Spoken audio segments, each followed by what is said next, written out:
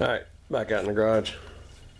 Last update for tonight on the 53 ZB. So, earlier video, I put second block down on it. I've got the head on there. I do not have head gaskets on it at this time. I just snugged it up. Head the block just to line the two blocks up. I've got the base bolts snugged down, not final torqued, but snugged down. I've got rocker arms are in, and those bolts are same snug but not final torqued. Yeah, base gaskets are in there. So next step is going to be to tomorrow, because I'm out of give a crap tonight. We're gonna get these 10B 420 standard rod bearings from AGCO. Gotta get the caps cleaned up, and then we'll get the crank rolled around, whatever it's gonna take. Get the rod bearings in it and get the rod caps torqued. And then we'll dig out the roll of safety wire. Safety wire pliers are right there. Then we'll get the rod bolts wired up. I may go ahead, try to maybe finish torquing the base bolts. I haven't decided. This side's pretty tight. The other side with the rocker arms, probably need to snug those a little bit more. It's just a weird, you can't get a wrench down on it, and just tough to get in there. I need a long 1/2-inch drive extension, I think, to get the right or a better angle with the socket and the ratchet and get those torqued down. Let's get those all base bolts torqued down, connect your rods and stuff all hooked up, and all that good stuff. I will probably, maybe tomorrow, depending on how work goes. My wife's still home from her surgery, still moving slow.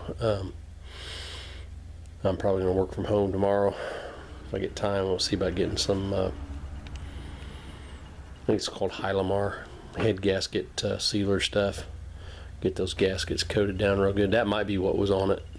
I don't know, but of course I swapped heads several different times, from a stock head to a stock head that I milled about 125 off of to this LP head, and never readjusted the blocks. So there's a good possibility that the blocks weren't lined up. This head might have had a little tweak to it. The previous head might have had a little, I don't know, somewhere in there, which is what caused the head gasket to blow out. But we're going to get some head gasket sealer on those head gaskets. Then we get the head torqued down, get the base bolts final torqued, rod bolts torqued. Yeah, I just gotta get out here and get after it is the main thing. But a little tough to do, taking care of Mama. But we'd rather take care of her first and this second, or third, fourth, whatever it takes. Anyway, we'll yeah, we'll get back here and get all this put together. And the pile of parts over here is diminishing quite significantly. And once I get all that done, we can set manifolds on there. I still got to get obviously you can see there's no manifold studs up here.